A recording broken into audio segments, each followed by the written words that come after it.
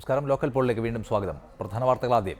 Flexi Life Easy Electronics and Home Appliances. Kannur നഗരസഭയിൽ മത്സരിക്കുന്ന കോൺഗ്രസ് സ്ഥാനാർത്ഥി പണം കൊടുത്ത് സീറ്റ് വാങ്ങിയെന്ന ആരോപണം. എളയാവൂർ സൗത്തിൽ മത്സരിക്കുന്ന ശ്രീജ മഠത്തിലിനെതിരെ പരാതി. പണം വാഗ്ദാനം ചെയ്ത് ശ്രീജ CPIM-നെയും സമീപിച്ചുവെന്ന് P. ജയരാജൻ. പാർട്ടിയുടെ അന്ത്യശാസനം തള്ളി മത്സരരംഗത്ത് ഉറച്ചുനിന്ന 15 വിമതരെ കോഴിക്കോട് DCC പുറത്താക്കി. തലസ്ഥാനത്ത് DCCയുടെ നിർദ്ദേശം കാറ്റിൽ പറത്തി വിമതർ കളം നിറഞ്ഞു കളിക്കുന്നു. പലയിടത്തും പ്രാദേശിക നേതൃത്വവും വിമതർക്കൊപ്പം. മലപ്പുറത്തേക്ക് നിരീക്ഷകരെ അയക്കണമെന്ന ലീഗിന്റെ ആവശ്യം KPCC തള്ളി. ഇനി ആരെയും അയച്ചിട്ട് കാര്യമില്ലെന്ന് വിലയിരുത്തൽ. ലീഗ് ഉന്നയിച്ച കാര്യങ്ങൾ കോൺഗ്രസ് നേതൃത്വം അവഗണിച്ചുവെന്ന വാർത്ത തെറ്റെന്ന് സുധീരൻ. കണക്കുകൂട്ടലുകൾ പിഴക്കാതിരിക്കാൻ ആധുനിക വഴിയിലൂടെ BJP. തിരുവനന്തപുരത്ത് വോട്ടർ പട്ടികയും വോട്ടർമാരുടെ രാഷ്ട്രീയവുമെല്ലാം BJPയുടെ സോഫ്റ്റ്വെയറിൽ. നിയമസഭാ തെരഞ്ഞെടുപ്പിൽ ആൻഡ്രോയിഡ് വേർഷൻ ഇറങ്ങും. കോഴഞ്ചേരിയിലെ പിച്ചനാട്ട് കോളനിവാസികൾ പഞ്ചായത്ത് ഇലക്ഷൻ ബഹിഷ്കരിക്കും. 5 വർഷം പിന്നാലെ നടന്നിട്ടും ജീവിത ദുരിതം പരിഹരിക്കാൻ ആരും ഇടപെട്ടില്ലെന്ന് പരാതി. മലപ്പുറത്തേക്ക് KPCC നിരീക്ഷകരെ അയക്കണമെന്ന ലീഗിന്റെ ആവശ്യം സംസ്ഥാന കോൺഗ്രസ് നേതൃത്വം തള്ളി. ഇനി നിരീക്ഷകരെ അയച്ചിട്ട് കാര്യമില്ലെന്ന വിലയിരുത്തലിന്റെ അടിസ്ഥാനത്തിലാണ് ലീഗിന്റെ ആവശ്യത്തെ കോൺഗ്രസ് നിരാകരിച്ചത്. എന്നാൽ മലപ്പുറത്തെ ലീഗ് ഉന്നയിച്ച കാര്യങ്ങൾ കോൺഗ്രസ് നേതൃത്വം അവഗണിച്ചുവെന്ന വാർത്ത അടിസ്ഥാനരഹിതമാണെന്ന് VM സുധീരൻ പ്രതികരിച്ചു. കാരായി രാജനും ചന്ദ്രശേഖരനും തെരഞ്ഞെടുപ്പ് പ്രവർത്തനങ്ങൾക്കായി കണ്ണൂരിലേക്ക് എത്തിയില്ലെങ്കിലും പ്രവർത്തകർ കൊടുമ്പിരി കൊണ്ട പ്രചാരണത്തിലാണ്. സ്ഥാനാർത്ഥിയുടെ ഫോട്ടോ ഉയർത്തിപ്പിടിച്ചാണ് വീടുകൾ കയറി CPIM വോട്ട് ചോദിക്കുന്നത്. അതിനിടെ പ്രതിപക്ഷ നേതാവ് VS അച്യുതാനന്ദൻ പ്രചാരണത്തിനായി 28-ന് കണ്ണൂരിൽ വരും. തീർച്ചയായിട്ടും കാരായി ജയിക്കണം. ജയിച്ചിട്ട് നമുക്ക് നമ്മുടെ പ്രതിനിധിയായിട്ട് ഉയർത്തി കാണിക്കാൻ കഴിയണമെന്നുള്ളത്. ഫസൽ വധക്കേസിൽ കുടുങ്ങി എറണാകുളത്ത് താമസിക്കുന്ന സ്ഥാനാർത്ഥികൾക്ക് വേണ്ടിയാണ് ഈ പ്രചാരണം. കൂത്തുപറമ്പ് പാട്യം ഡിവിഷനിൽ നിന്ന് ജില്ലാ പഞ്ചായത്തിലേക്കാണ് കാരായി രാജൻ ജനവിധി തേടുന്നത്. സ്ഥാനാർത്ഥിയുടെ അഭാവത്തിലും അണികൾ തികഞ്ഞ ആത്മവിശ്വാസത്തിലാണ്. പക്ഷേ രാജനില്ലെങ്കിലും രാജൻ്റെ ആ ഉത്തരവാദിത്വം ഇടതുപക്ഷ മുന്നണിയുടെ ഓരോ പ്രവർത്തകന്മാരും ഏറ്റെടുത്ത് നെഞ്ചിലേറ്റി തന്നെ ആ പ്രവർത്തനം ഏറ്റെടുത്ത് വിജയിപ്പിക്കുന്നതിന് വേണ്ടി പരിശ്രമിക്കും. തലശ്ശേരി നഗരസഭയിലെ 16-ാം വാർഡായ ചിള്ളക്കരയിൽ നിന്നാണ് കാരായി ചന്ദ്രശേഖരൻ മത്സരിക്കുന്നത്. അണികൾ തന്നെയാണ് ഇവിടെയും പ്ലക്കാർഡ് ഉയർത്തി വീട് കയറുന്നത്. അതിനിടെ കാരായിമാരുടെ മത്സരത്തെക്കുറിച്ച് ഇതുവരെ പ്രതികരിക്കാത്ത VS അച്യുതാനന്ദൻ 28-ന് പ്രചാരണത്തിനായി ജില്ലയിലെത്തും. ഇടതുപക്ഷ ജനാധിപത്യ മുന്നണി സ്ഥാനാർത്ഥികളുടെ വിജയത്തിനു വേണ്ടി ജനങ്ങളോട് അഭ്യർത്ഥിക്കാനാണ് LDFന്റെ നേതാക്കന്മാരെത്തുന്നത്.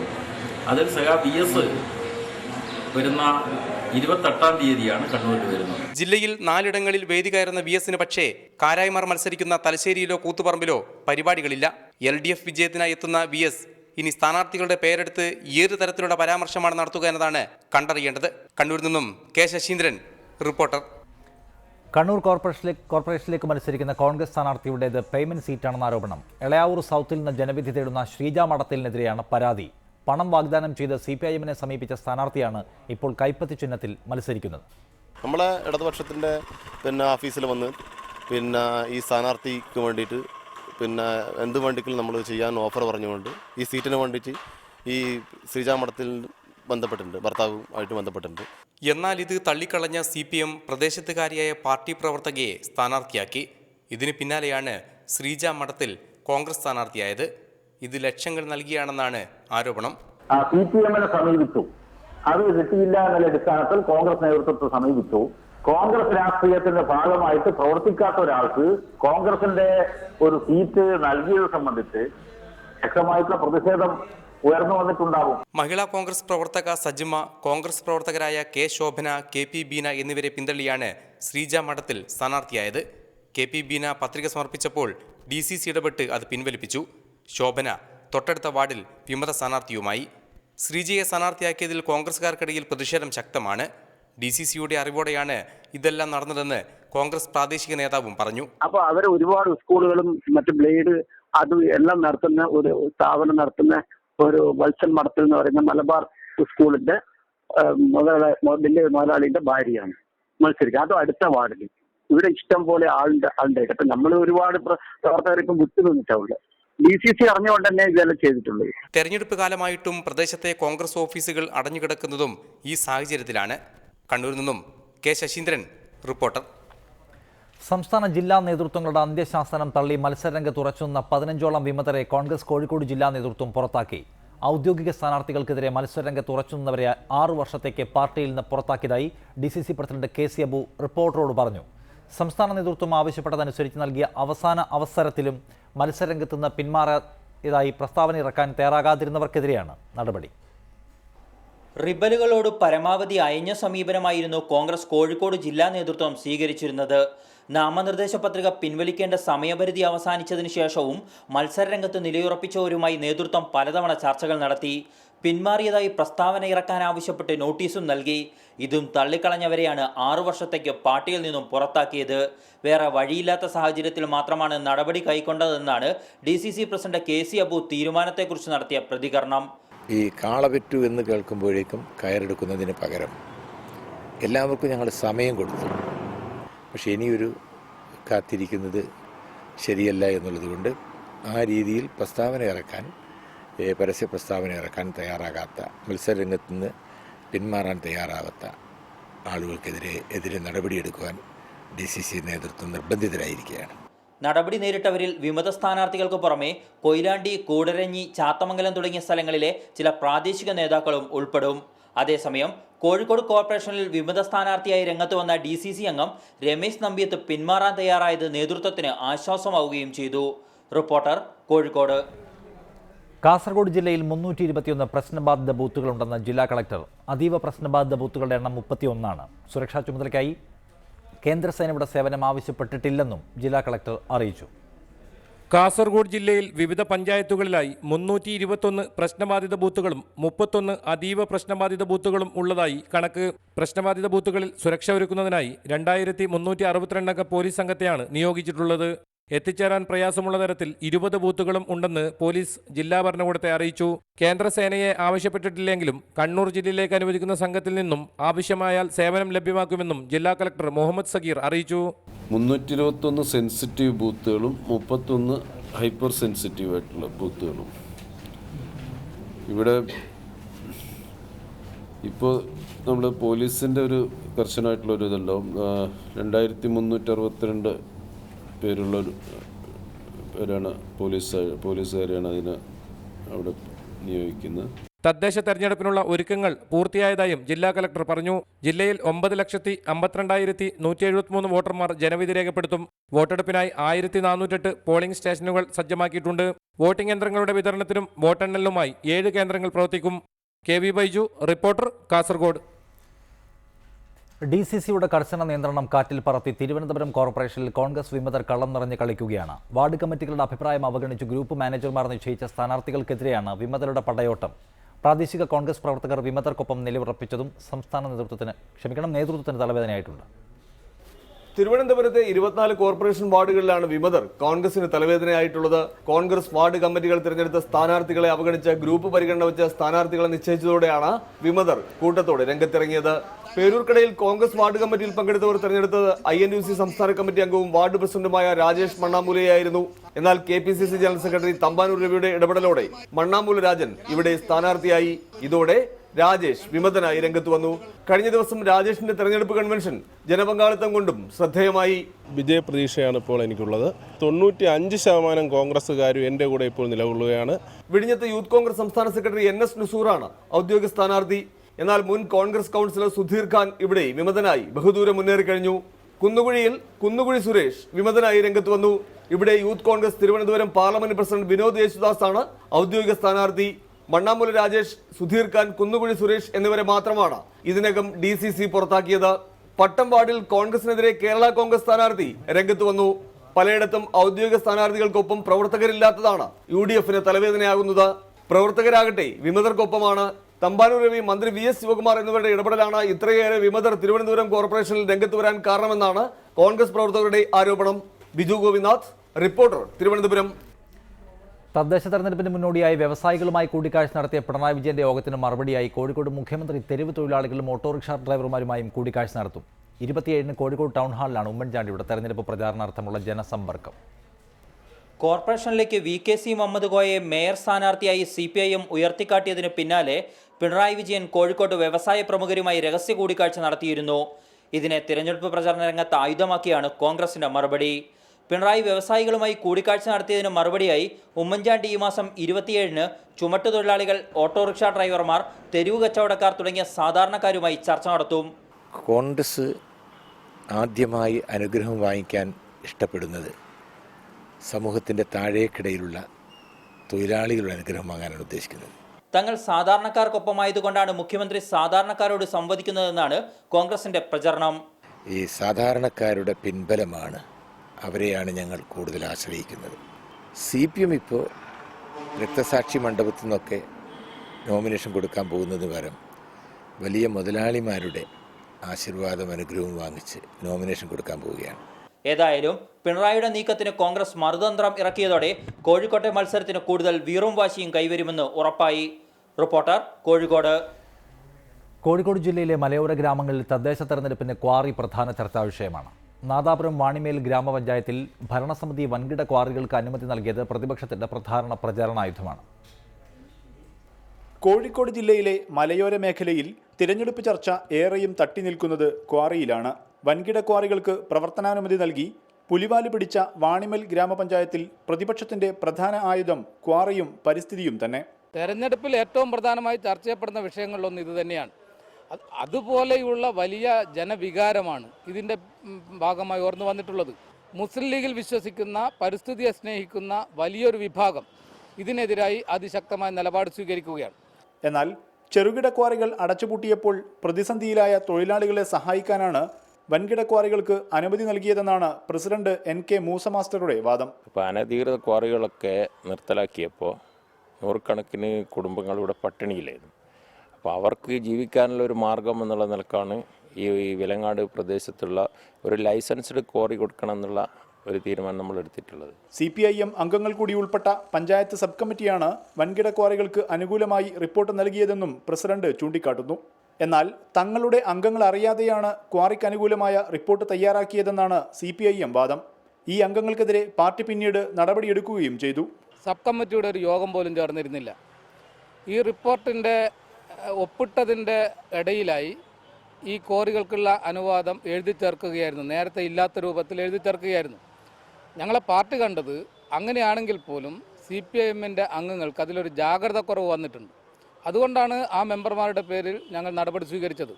മുസ്ലിം ലീഗ് ശക്തി കേന്ദ്രമായ വാണിമേലിൽ ക്വാറി പ്രശ്നമുയർത്തി ഇത്തവണ പഞ്ചായത്ത് പിടിക്കാമെന്നാണ് LDF കണക്കുകൂട്ടൽ. റിപ്പോർട്ടർ, കോഴിക്കോട്.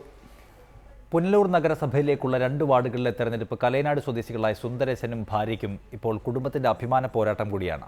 നഗരസഭയിലെ കലയനാട് വാർഡിൽ ഭർത്താവ് സുന്ദരേശൻ മത്സരിക്കുമ്പോൾ തൊട്ടടുത്ത താമരപ്പള്ളി വാർഡിലാണ് ഭാര്യ യമുനയുടെ മത്സരം. വീട്ടുജോലികളെല്ലാം തീർത്ത് സുന്ദരേശനും ഭാര്യ യമുന സുന്ദരേശനും വീട് വിട്ടിറങ്ങുന്നത് ഇപ്പോൾ ഒരേ ലക്ഷ്യത്തോടെയാണ്. കഴിയുന്നത്ര വോട്ടർമാരെ നേരിട്ട് കണ്ട് വോട്ട് ചോദിക്കുക. UDFിന്റെ സ്ഥാനാർത്ഥിയാണ്. എൻ്റെ ഭാര്യ കൂടാണ്. കഴിഞ്ഞ 5 വർഷക്കാലം ഞാൻ ഈ വാർഡിൻ്റെ ചെയ്തിട്ടുള്ള സേവനത്തിൻ്റെ ഒക്കെ അറിയാമല്ലോ. അപ്പോൾ അതൊക്കെ കണക്കുകൂട്ടി തവണ വോട്ട് തന്ന് വിജയിപ്പിക്കണം. പുനലൂർ നഗരസഭയിലെ 15, 18 വാർഡുകളിലെ കോൺഗ്രസ് സ്ഥാനാർത്ഥികളാണ് ഇരുവരും. വിജയത്തിൽ കുറിഞ്ഞൊന്നും ഇരുവരും ലക്ഷ്യമിടുന്നുമില്ല. നാട്ടിൽ അടിസ്ഥാന വികസനങ്ങൾ ഒരു പരിധിവരെ പരിഹരിക്കുവാൻ എനിക്ക് കഴിഞ്ഞിട്ടുണ്ട്. റോഡുകൾ, കലുങ്ങുകൾ, പാലങ്ങൾ, മറ്റുള്ളതിൻ്റെ ഒരു പരിധിവരെ. ഇനിയും പ്രശ്നങ്ങൾ അവശേഷിക്കുന്നുണ്ട്. പക്ഷേ എൻ്റെ പ്രവർത്തനത്തിൽ ഏറ്റവും കൂടുതൽ ഞാൻ മുൻഗണന കൊടുക്കുന്നത്, ഊന്നൽ കൊടുക്കുന്നത് ക്ഷേമ പ്രവർത്തനങ്ങൾക്കാണ്. കഴിഞ്ഞ 20 വർഷമായി പുനലൂർ നഗരസഭയിലെ താമരപ്പള്ളി വാർഡിലെ കൗൺസിലറാണ് സുന്ദരേശൻ. വനിതാ സംവരണ വാർഡായി മാറിയതോടെ സുന്ദരേശന്റെ ഭാര്യ യമുന സുന്ദരേശനെ താമരപ്പള്ളി വാർഡ് നിലനിർത്താൻ കോൺഗ്രസ് ചുമതലപ്പെടുത്തി. എന്നാൽ മികച്ച ജനപ്രതിനിധിയായി പേരെടുത്ത സുന്ദരേശനെ മാറ്റി നിർത്താൻ പാർട്ടിക്ക് കഴിഞ്ഞില്ല. തൊട്ടടുത്ത വാർഡായ കലയനാട് പാർട്ടി സുന്ദരേശന് നൽകി. ഇതോടെ പുനലൂർ നഗരസഭയിലെ 15, 18 വാർഡുകളിലെ മത്സരം ഇരുവരുടെയും കുടുംബത്തിന്റെ അഭിമാന പോരാട്ടമായി മാറി. റിപ്പോർട്ടർ, കൊല്ലം. തെരഞ്ഞെടുപ്പിലും ഉപതെരഞ്ഞെടുപ്പിലുമെല്ലാം പാർട്ടി കണക്കുകൾ പിഴയ്ക്കുന്നതും സ്വയം വിമർശനമായി അത് ഏറ്റെടുക്കുന്നതും പതിവ് പരിപാടിയായി കഴിഞ്ഞു. പക്ഷേ തിരുവനന്തപുരം നഗരസഭയിൽ ഇത്തവണ പാർട്ടി കണക്ക് പിഴക്കില്ലെന്ന് BJP ഉറപ്പിച്ചു പറയുകയാണ്. പേപ്പറും പേനയും ഒക്കെ ഉപേക്ഷിച്ച് അത്യാധുനിക സോഫ്റ്റ്വെയറിലൂടെയാണ് ഇത്തവണ BJPയുടെ കണക്ക് കൂട്ടലുകൾ. വാർഡിലെ വോട്ടർമാരുടെ പേര് മുതൽ രാഷ്ട്രീയ ചായ്വ് വരെ സോഫ്റ്റ്വെയറിലൂടെ അറിയാം. തിരുവനന്തപുരം നഗരസഭയിൽ BJPയുടെ മേയർ സ്ഥാനാർത്ഥി ഡോക്ടർ PP വാവ മത്സരിക്കുന്ന വാർഡിൽ സോഫ്റ്റ്വെയറിന്റെ സഹായത്തോടെ BJP കണക്കുകൂട്ടലുകൾ ആരംഭിച്ചു. 2 ലെവൽ സ്ക്വാഡ് വർക്ക് ഞങ്ങളിപ്പോൾ പൂർത്തിയാക്കി കഴിഞ്ഞു. ഏകദേശം ഞങ്ങൾക്ക് ഓരോരുത്തരെയും വോട്ടറുടെ പൊളിറ്റിക്കൽ അഫിലിയേഷൻ മനസ്സിലായിട്ടുണ്ട്. അതിനി ഞങ്ങളിത് ഇൻപുട്ട് ചെയ്യും. ഇത് കഴിഞ്ഞാൽ നല്ല ഒരു റിപ്പോർട്ട്, ഇപ്പോൾ LDF എത്ര, UDF എത്ര, BJP എത്ര, അതേഴ്സ് എത്ര, നിഷ്പക്ഷമായിട്ട് വോട്ടർ എത്ര എന്ന് കൃത്യമായിട്ടുള്ള റിപ്പോർട്ട് നമുക്ക് ഇതിൽ നിന്ന് കിട്ടും. ഡാറ്റാക്രാറ്റ് സൊല്യൂഷൻസ് ആണ് സോഫ്റ്റ്വെയർ തയ്യാറാക്കിയത്. അരുവിക്കര ഉപതെരഞ്ഞെടുപ്പിൽ പരീക്ഷണാടിസ്ഥാനത്തിൽ ഉപയോഗിച്ച ഈ സോഫ്റ്റ്വെയർ വിജയമായിരുന്നുവെന്ന് ക്യാപ്റ്റൻ KA പിള്ള പറയുന്നു. 320 വീടാണ് ഉണ്ടായിരുന്നത്. ഈ സോഫ്റ്റ്വെയർ ഉപയോഗിച്ച് ലാപ്ടോപ്പും ആയിട്ട് ഞങ്ങൾ എല്ലാ വീടും കയറി 2 തവണ കയറി 194 വോട്ട് ഞങ്ങൾക്ക് അവിടെ കിട്ടി. 0യിൽ നിന്ന് 194 വോട്ടിലേക്ക് കയറാൻ പറ്റിയത് ഞങ്ങളുടെ ഈ സോഫ്റ്റ്വെയറിൻ്റെ സഹായത്തോടു കൂടി. നിരന്തരം പാർട്ടി കണക്കുകൾ പിഴയ്ക്കുന്ന ഒരു പ്രമുഖ പാർട്ടിയെ സോഫ്റ്റ്വെയറുമായി സമീപിച്ചപ്പോൾ ഉണ്ടായ അനുഭവം പിള്ള വിശദീകരിക്കുന്നത് ഇങ്ങനെ. തോമസ് ഐസക് വരെയുള്ള എഴുതാം. ഈ തോമസ് ഇതെടുത്ത് കൊടുത്തപ്പോൾ അതെടുത്ത് ദൂരെ എടുത്ത് കളയുകയും ചെയ്തു. കമ്പ്യൂട്ടർ കമ്മ്യൂണിസ്റ്റ് എന്നും പറഞ്ഞ് എന്നെ ആക്ഷേപിച്ചു. എൻ്റെ പേര് ശിക്ഷാ നടപടി എടുക്കുകയാണ് ഉണ്ടായത്. സ്ക്വാഡ് വർക്കുകൾ കഴിഞ്ഞാലുടൻ വിവരങ്ങൾ സോഫ്റ്റ്വെയറിലേക്ക് അപ്ലോഡ് ചെയ്യും. സോഫ്റ്റ്വെയറിന്റെ ആൻഡ്രോയിഡ് വെർഷനും ഉടൻ പ്രതീക്ഷിക്കാം. റിപ്പോർട്ടർ, തിരുവനന്തപുരം. ജനകീയ പ്രശ്നങ്ങളോടുള്ള മുഖ്യധാരാ രാഷ്ട്രീയ പാർട്ടികളുടെ അവഗണനയിൽ പ്രതിഷേധിക്കാൻ തദ്ദേശ ഭരണ തെരഞ്ഞെടുപ്പിൽ സ്വയം സ്ഥാനാർത്ഥിയായിരിക്കുകയാണ് വയനാട്ടിലെ ഒരു പ്രാദേശിക മാധ്യമ പ്രവർത്തകൻ. 9 വർഷമായി പ്രാദേശിക ചാനൽ റിപ്പോർട്ടറായ ബിജു നാട്ടുനിലമാണ് കണിയാമ്പറ്റ പഞ്ചായത്തിലെ 2ാം വാർഡിൽ സ്വതന്ത്രനായി മത്സരിക്കുന്നത്. മാധ്യമ പ്രവർത്തകന്റെ ആയുധമായ ക്യാമറയാണ് ബിജുവിന്റെ തെരഞ്ഞെടുപ്പ് ചിഹ്നം. മാധ്യമപ്രവർത്തകൻ എന്ന നിലയിൽ നടവയലുകാർക്ക് സുപരിചിതനാണ് ബിജു നാട്ടുനിലം. എന്നാൽ ഇത്തവണ ബിജു നടവയൽ വാർഡിലെ സ്വതന്ത്ര സ്ഥാനാർത്ഥിയാണ്. വോട്ട് ചോദിക്കാനെത്തുന്ന രാഷ്ട്രീയക്കാർക്ക് വായിക്കാനായി എൻ്റെ വോട്ട് എനിക്ക് തന്നെ എന്ന നോട്ടീസും ബിജു വീടിന് മുന്നിൽ പതിച്ചിട്ടുണ്ട്. മാധ്യമപ്രവർത്തകൻ എന്ന നിലയിലുള്ള അനുഭവങ്ങളിൽ നിന്ന് രാഷ്ട്രീയ പാർട്ടികളുടെ ആത്മാർത്ഥതയില്ലായ്മ ബോധ്യപ്പെട്ടതിനാലാണ് സ്ഥാനാർത്ഥിയാകാൻ തീരുമാനിച്ചതെന്ന് ബിജു പറയുന്നു. അപ്പോൾ ഞാൻ കണ്ടുവരുന്നത് എന്താണെന്ന് വെച്ചാൽ ഈ രാഷ്ട്രീയക്കാരൊരു അതിപ്രസരം ഉണ്ട് താനും, പക്ഷേ അവരെ കൊണ്ട് ഈ സാധാരണ ജനങ്ങൾക്കൊരു ഉപയോഗമില്ലാത്തൊരവസ്ഥയാണ് ഇപ്പോൾ ഉള്ളത്. ഇപ്പോൾ നമ്മളിപ്പോൾ ഒരു കോളനികളിൽ ചെന്ന് കഴിഞ്ഞാൽ തന്നെ അവർ പറയുന്നത് വെച്ചാൽ വോട്ടിൻ്റെ സമയത്ത് എല്ലാവരും വരും, വോട്ട് മേടിച്ചിട്ട് അങ്ങ് പോകും, പിന്നെ തിരിഞ്ഞു നോക്കാം. അപ്പോൾ ആ ഒരു അവസ്ഥ എല്ലാ മേഖലയിലും ഉണ്ട്. വർഷങ്ങളായി തൻ്റെ ഉപജീവന മാർഗമായ ക്യാമറയാണ് ബിജു നാട്ടുനിലത്തിൻ്റെ തെരഞ്ഞെടുപ്പ് ചിഹ്നം. ക്യാമറയെ അഴിമതി വിരുദ്ധ പോരാട്ടത്തിൻ്റെ അടയാളം കൂടിയായാണ് ബിജു കാണുന്നത്. അഴിമതിക്കാർക്കാണെങ്കിലും ഇപ്പോൾ അഴിമതി നടന്ന രാഷ്ട്രീയക്കാർക്കാണെങ്കിലും എല്ലാ സർവ്വ മേഖലയിലും ക്യാമറ എന്ന് പറയുമ്പോൾ ഒരു ഉള്ളിൻ്റെ ഉള്ളിൽ ഒരു പേടി ഉണ്ട്. ജനറൽ വാർഡായ നടവയലിൽ LDFും UDFും വനിതാ സ്ഥാനാർത്ഥികളെ നിർത്തിയതിലുള്ള പ്രതിഷേധവും ബിജുവിൻ്റെ സ്ഥാനാർത്ഥിത്വത്തിന് പിന്നിലുണ്ട്. മാധ്യമപ്രവർത്തകന്റെ ജോലി മുടക്കാതെയാണ് ബിജുവിൻ്റെ തെരഞ്ഞെടുപ്പ് പ്രചാരണവും. റിപ്പോർട്ടർ, വയനാട്. നിരവധി ആവശ്യങ്ങളുമായി 5 വർഷം പിറകെ നടന്നിട്ടും തിരിഞ്ഞു നോക്കാതിരുന്ന രാഷ്ട്രീയക്കാർക്ക് ആർക്കും വോട്ട് നൽകേണ്ട എന്ന തീരുമാനത്തിലാണ് പത്തനംതിട്ട കോഴഞ്ചേരിയിലെ പിച്ചനാട്ട് കോളനി നിവാസികൾ. റിപ്പോർട്ട് കാണാം. കോളനിയിലേക്ക് കയറി ചെല്ലുമ്പോൾ തന്നെ നമ്മുടെ കണ്ണിലുടക്കുന്ന ബോർഡാണിത്. മുത്തൂറ്റ്, പൊയ്യാനിയിൽ തുടങ്ങിയ ആശുപത്രികളിലെ മാലിന്യങ്ങൾ നിറഞ്ഞ വെള്ളം കുടിക്കേണ്ടി വന്നതിനെ തുടർന്ന് രോഗം ബാധിച്ച് മരിച്ചവരാണിവർ. കോളനിയിലെ ആളുകൾ തുടർച്ചയായി മരിച്ചിട്ടും പൊതുതോട് മലിനപ്പെടുത്തും വിധം ആശുപത്രി മാലിന്യം തോട്ടിലേക്ക് ഒഴുകുന്നത് നിർത്താൻ സ്വകാര്യ ആശുപത്രികൾ തയ്യാറായില്ല. പരാതിയുമായി നാട്ടുകാർ എല്ലാ വാതിലിലും മുട്ടിയെങ്കിലും രാഷ്ട്രീയക്കാരെല്ലാം ആശുപത്രിയുടെ പണക്കിലുക്കത്തിന് മുന്നിൽ മുട്ടുമടക്കി. ഇതോടെയാണ് നാട്ടുകാർ തീരുമാനമെടുത്തത്. ഞങ്ങളുടെ വോട്ട് വാങ്ങിച്ചുകൊണ്ട് ഞങ്ങളെ വിറ്റ് കാശ് വാങ്ങിക്കുന്നത് പഞ്ചായത്തിന് ഞങ്ങൾ എന്താ വോട്ടിക്കുന്നത്?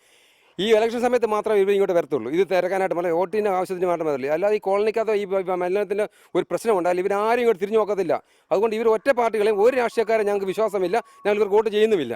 100-ലധികം വോട്ടർമാരുള്ള കോളനിയിലേക്ക് രാഷ്ട്രീയക്കാർ പ്രവേശിക്കുന്നതിനും പ്രചരണ സാമഗ്രികൾ സ്ഥാപിക്കുന്നതിനും നാട്ടുകാർ വിലക്കേർപ്പെടുത്തി. ഇലക്ഷൻ കാലത്ത് മാത്രമാണോ തങ്ങൾക്ക് വിലയുണ്ടാകുന്നതെന്നാണ് ഇവരുടെ ചോദ്യം. കോഴഞ്ചേരി പഞ്ചായത്തിലെ 1ാം വാർഡിലാണ് ഈ കോളനി. ആശുപത്രികളിൽ നിന്നൊഴുകുന്ന മാലിന്യം ചെന്ന് പതിക്കുന്നത് നിരവധി കുടിവെള്ള പദ്ധതികളുള്ള പമ്പാ നദിയിലാണ്. അതുകൊണ്ട് തന്നെ ഇത് തങ്ങളുടെ മാത്രം പ്രശ്നമല്ലെന്നും പൊതുസമൂഹം ഏറ്റെടുക്കേണ്ട പ്രശ്നമാണെന്നുമാണ് നാട്ടുകാരുടെ നിലപാട്. ശ്യാംകുമാർ, റിപ്പോർട്ടർ, പത്തനംതിട്ട. തീരദേശ നഗരസഭയായ ചാവക്കാട് തെരഞ്ഞെടുപ്പ് ചൂടിന്റെ പാരമ്യത്തിലേക്ക് കടക്കുമ്പോൾ വികസന രാഷ്ട്രീയ വിഷയങ്ങളെക്കാൾ സജീവ ചർച്ചയാകുന്നത് കോൺഗ്രസ് പ്രവർത്തകൻ ഹനീഫയുടെ കൊലപാതകമാണ്. കോൺഗ്രസിനെതിരെയുള്ള പ്രചാരണത്തിൽ ഇടതുമുന്നണി ആയുധമാക്കുന്നതും UDF പ്രതിരോധിക്കാൻ പാടുപെടുന്നതും ഇതേ വിഷയം തന്നെ. ചാവക്കാട് ഇത്തവണത്തെ ഏറ്റവും വലിയ പ്രചാരണ വിഷയം ഹനീഫ വധമാണ്. കോൺഗ്രസിനെതിരെ ഇടതുമുന്നണി തൊടുക്കുന്ന വജ്രായുധവും ഇതുതന്നെ. സസ്പെൻഷനിലായ മുൻ Congress block president Gopaprathapan UDF convention ഉദ്ഘാടനം ചെയ്തതും തെരഞ്ഞെടുപ്പ് പ്രചാരണത്തിനിറങ്ങിയതും വലിയ ചർച്ചയ്ക്കാണ് വഴിവെച്ചിരിക്കുന്നത്. കോൺഗ്രസിനകത്തെ ഗ്രൂപ്പ് വൈരം തെരഞ്ഞെടുപ്പിൽ കൂടുതൽ അനുകൂലമായ സ്ഥിതിയുണ്ടാക്കുമെന്നാണ് ഇടതു ക്യാമ്പിന്റെ പ്രതീക്ഷ. ഹനീഫ വധം ഈ നാട്ടിലുണ്ടാക്കിയിട്ടുള്ള ചലനം ചെറുതല്ല. അത് തീർച്ചയായും ഹനീഫ വധത്തിലുള്ള കോൺഗ്രസിൻ്റെ വഞ്ചനാപരമായ സമീപനമുണ്ട്. അതിലെ കുറ്റവാളികൾക്കെതിരായി നടപടി സ്വീകരിക്കുന്നില്ല. മാതാവ് നൽകിയ പരാതിയിൽ മേൽ അന്വേഷണവും ഇല്ല. DGPക്ക് നൽകിയ പരാതിയിൽ മേൽ അന്വേഷണവും ഇല്ല. മുഖ്യമന്ത്രിക്കും ആഭ്യന്തരമന്ത്രിക്കും ആ വൃദ്ധ മാതാവ് കൊടുത്ത പരാതിയിൽ മേൽ ഒരു അന്വേഷണവും ഇതുവരെ അവർ നടത്തിയിട്ടില്ല. തീർച്ചയായും അതിലൊക്കെ ജനങ്ങൾക്കുള്ള അതിശക്തമായ അമർഷമുണ്ട്. അത് ഈ തെരഞ്ഞെടുപ്പിൽ പ്രതിഫലിക്കും എന്നുള്ള കാര്യത്തിൽ തർക്കം. എന്നാൽ 10 വർഷത്തെ ഭരണം കൊണ്ട് നഗരസഭയ്ക്ക് നേട്ടങ്ങളുണ്ടായിട്ടില്ലെന്നാണ് UDFന്റെ ആരോപണം. ഹനീഫ വധം അടഞ്ഞ അധ്യായമാണെന്നും അത് തെരഞ്ഞെടുപ്പിനെ സ്വാധീനിക്കില്ലെന്നുമാണ് UDF നേതാക്കൾ പറയുന്നത്. ഹനീഫ വധം അത് കഴിഞ്ഞു, അതാ തിക്കുനിരക്കും ബഹളമൊക്കെ കഴിഞ്ഞു. ഇനി അതിനെക്കുറിച്ചൊരു ആളുകളുടെ ഇടയിലൊരു പ്രശ്നമില്ല. ജനങ്ങളുടെ ഇടയിൽ, നമ്മുടെ വോട്ടർമാരുടെ ഇടയിൽ ഒരു പ്രശ്നം വേണ്ടേ? വോട്ടർമാരുടെ ഇടയിൽ ഒരു പ്രശ്നമില്ല. 32-ൽ 22 സീറ്റുകൾ നേടിയാണ് ഇടതുമുന്നണി ഇവിടെ 2ാം തവണയും അധികാരത്തിലെത്തിയത്. അധികാരം നിലനിർത്താനുള്ള പ്രചരണത്തിൽ LDFും പിടിച്ചെടുക്കാൻ UDFും ഊർജിത ശ്രമമാണ് ചാവക്കാട് നടത്തുന്നത്. BJPയും രംഗത്ത് സജീവമാണ്. സുർജിത് അയ്യപ്പത്ത്, റിപ്പോർട്ടർ, തൃശൂർ. പ്രതിപക്ഷ നിരയിലെ അതിശക്തരായിരുന്ന 2 കൗൺസിലർമാർ പരസ്പരം ഏറ്റുമുട്ടുന്നതിലൂടെ ശ്രദ്ധേയമാവുകയാണ് തിരുവനന്തപുരം കോർപ്പറേഷനിലെ Kamaleswaram ward. Congress sitting councillor MP രശ്മിക്കെതിരെ CPIM സ്ഥാനാർത്ഥിയായി മുജീബുർ റഹ്മാൻ രംഗത്ത് വന്നത് ഏവരെയും അമ്പരപ്പിച്ചു. തിരുവനന്തപുരം കോർപ്പറേഷനിലെ LDF ഭരണത്തിനെതിരെ 6 മാസം മുമ്പ് UDF കൗൺസിലർമാർ നടത്തിയ രാപ്പകൽ സമരം കാണുക.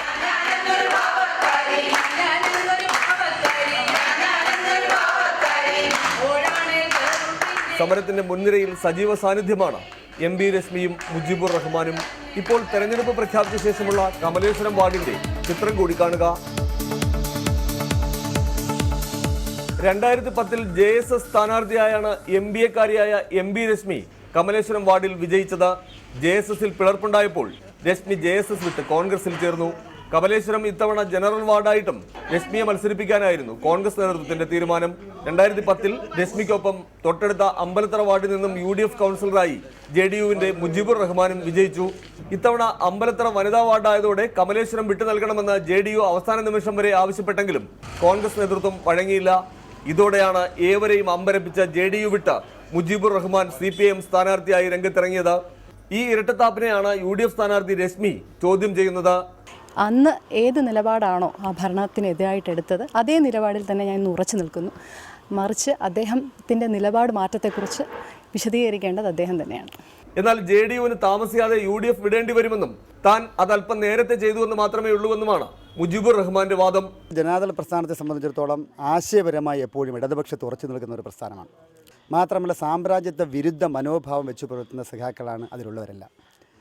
അതുകൊണ്ട് തന്നെ അത്തരം ഒരു ആശയമുള്ള ഒരു പ്രസ്ഥാനവുമായി യോജിച്ചു പോവുക എന്നുള്ളത് ഈ പ്രസ്ഥാനത്തിലെ ഏതാണ്ട് ബഹുഭൂരിപക്ഷം പേരുടെ ഒരു ആഗ്രഹമാണ്. ഏതായാലും പൊടുന്നനെയുള്ള മുജീബുർ റഹ്മാന്റെ മുന്നണി മാറ്റവും രശ്മിയുടെ സ്ഥാനാർത്ഥിത്വവും ജനം അംഗീകരിച്ചോ എന്നറിയാൻ നവംബർ 7 വരെ കാത്തിരിക്കേണ്ടി വരും. റിപ്പോർട്ടർ, തിരുവനന്തപുരം. ലോക്കൽ പോൾ ഇന്ന് പൂർണ്ണമാവുകയാണ്. ഇടവേളയ്ക്ക് ശേഷം ന്യൂസ് ടുഡേ കാണാം. നമസ്കാരം.